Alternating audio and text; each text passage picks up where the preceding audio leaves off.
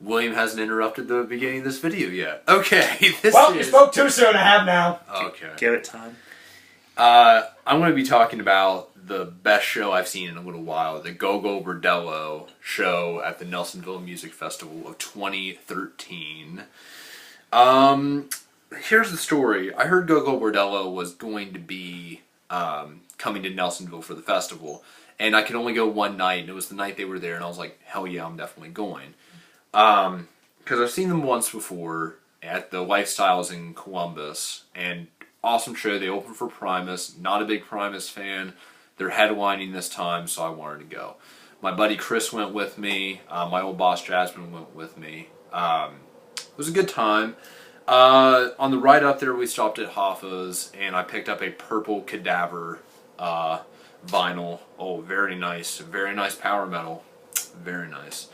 Then we had Chipotle, which I'm not super crazy about Chipotle, but I won't get into food right now. But it was pretty mild weather. Like, we drove there, didn't really have any problems. Of course, this was a festival, so there was super expensive food and super expensive beer, and everything was like 10 times more. It was like its own country. It was Bizarro World. So, there was vendors there. There were vendors selling incense. There were vendors selling... Not any dope, I'm surprised. There were vendors selling guitar straps. That might be illegal, though. What the cops don't see and not paid to see will not hurt them. Yes. Well, there were cops there, and they were very, we were, tipping back a few beers outside the car, and they were just, waving, hey. It's like the cops at the gathering. It, basically. Yeah. It's like cops at an Iron Maiden show. It's like cops at about Iron Maiden's about the only one left where they won't care. But yeah, they just understand they're outnumbered by hippies and or metalheads, whoever's going to be there.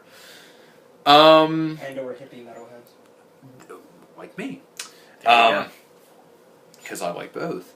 There were tons of vendors there, like I was saying. There was one dude selling vinyl records, and of course, if you know anything about me, I'm a nut for wax. So, I'm thumbing through some of this guy's stuff, and it's priced pretty high. Like, he's wanting $60 for some of this stuff. Good but Lord. Oh yeah, indeed, for freaking used records. He did have a T-Rex vinyl that I didn't have, and he wanted $20 for it. It was in mint shape, probably been played twice. But it had the original Deborah single on it, and a bunch of singles that don't come on the albums. So I'm like, yoink, definitely buy.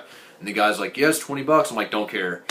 I'm a huge T-Rex fan, so definitely wanted to enjoy that experience. Because I have it on CD, but I want the vinyl. It's not the same. Exactly. Definitely not the same. Of course, after we bought some incense, and after we bought that T-Rex album, there were some bands playing that weren't headliners, obviously. Homecoming bands. Yeah. And they were good, but it was like, who cares? So we went outside the gates, and we went in my car, and my buddy Chris had this apple ale, this Red's apple ale that was really good. It tastes like apple juice beer. Oh my god, it was great. Ugh. It wasn't that bad. I don't like apple. I don't like beer, so it's kind of like the worst of both worlds. Oh, I'm sorry. It's okay. Well, don't ever, if I have it, don't ever drink it off of me. No. And, of course, we test out the stereo in my car, and we're just blaring Rush. And, of course, then Chris is like, dude, we're literally sitting in your car at a festival. We should get in there again. And we're like, okay. So we knock back a few. Cops are just like, hey, whatever. So I was happy about that. When we got back into the festival, it was getting a little bit dark, and I was getting hungry, so I bought some overpriced pizza and some overpriced funnel cake and some more overpriced beer.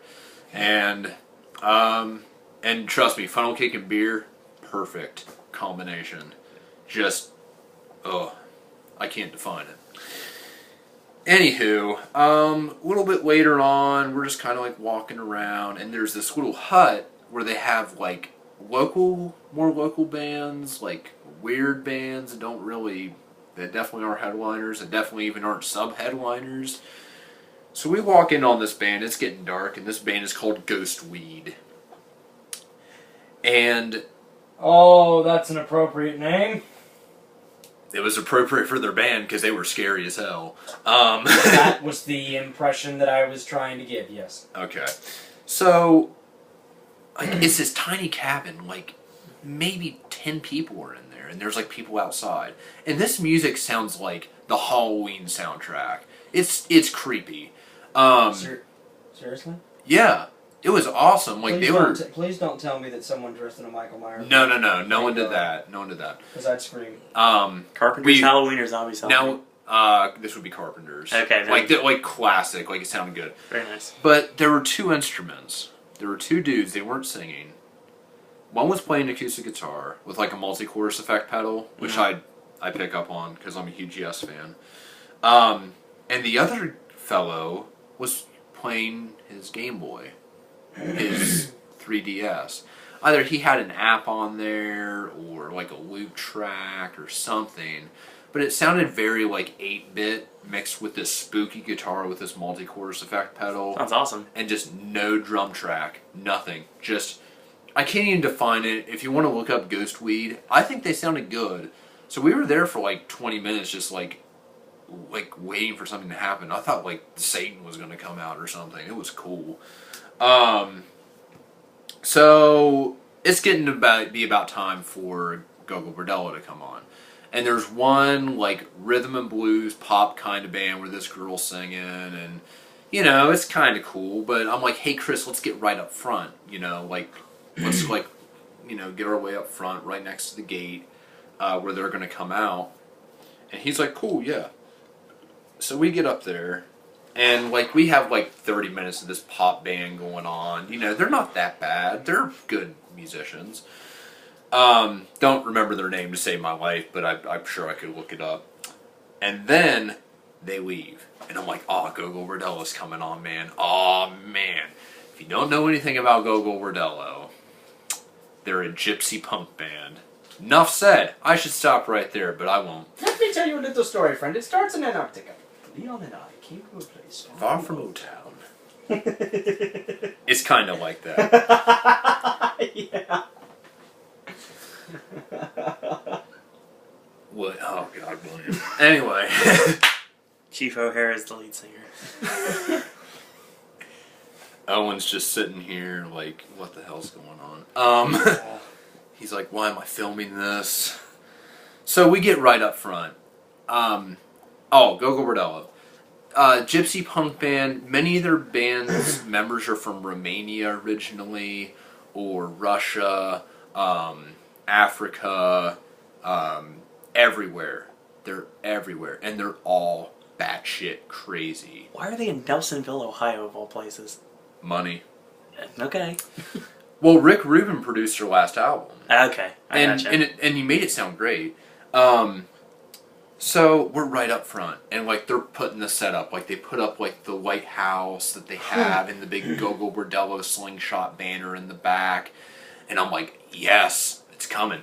And then like 10 minutes later, just the guitar player comes out with this gold ES335 with like just beautiful. I want to steal the guitar, like humbucker pickups in it, and I'm just like, that's choice, very choice guitar, and just like pumping out just wah, wah, wah. And I'm like, you know, they're coming out. And the Russian fiddle player comes out, and I'm like, because he sings Start Wearing Purple and just awesomeness. And then Eugene Hutz comes out, the lead singer. And they start singing the song called Ultimate, which is a song about forgetting your past, screw everything, everything in the past was bad. Obviously they're from Romania, so their life sucked under the Iron Curtain. Pretty much. Yeah, so there's like, dude, just everything's now, and then there's a breakdown, and then I start slam dancing, and everything gets awesome, and then they play a 2-hour set. I mean, they're playing My Compañera, Palatute, Underdog World Strike, which I've never heard them play live, and it was just I was very excited. Start Wearing Purple was the song that they played right before they left, before their encore. And Start Wearing Purple is very, like, there's sadomasochistic elements in the song. It's a perfect song. Like, if you're really, really into, like, Ramones punk rock and you're really into folk music, go for it. You can't beat them. Their live show, they're all dancing around. They're like this little Chinese girl, or I don't know where she's from, man, has this big old like drum that marching bands would have, and she's just banging the drum like right in front of her. Not that quickly, but you know. Bang the gong. Bang the gong, get it on, Ring man. them bells. Ring them bells. And the fiddle player got like right in my face a few times, and I'm like, yeah! And he's just as excited because, again, he's out from the Iron Curtain. He's happy to be in Nelsonville, Ohio, Yes, he making money. is. Yes. 2-hour set. I was really impressed. Super impressed. They came back. They did Alcohol. They did a few other songs. Eugene, signature Eugene move, got out his wine, drank half the bottle of wine during one song and started throwing it everywhere. And I got some on me. I was pumped. After they got done, I couldn't speak. I was yelling so hard. I could barely walk because I was dancing and slam dancing so hard. The people next to me were all like, dude, like, that was awesome, and everyone was really pumped. Then, you know, we kind of were like walking around like, dude, we gotta see him again. They're playing in July in Columbus. I might go see him, just depends on how things work out. So I bought a t-shirt. We went, started driving back home, hit a raccoon. You just... Dude, I was going 55, and the raccoon was just like, I want to go out in the middle of the road. Bam! It's like that episode of Rocko's Modern Life where he takes the driving test and he hits the deer. He's like, that's gotta be a fracture. I'm a witness! I hope you have insurance, pal, because you're gonna hear from my lawyer. Fortunately, the raccoon was not represented. But for your taste, he's missing the bus with Jesus now. As I say ever since. I love the random references Ben just lets me throw in. I don't care. But yeah, the show was awesome. I highly recommend seeing them. If you're just into punk rock, go. There's punk rockers there. If you're a hippie and you're really into like Talking Heads or hippie stuff or new wave or anything, man, they're great. They cover all genres. Go see them. And I guess that's all I really gotta say.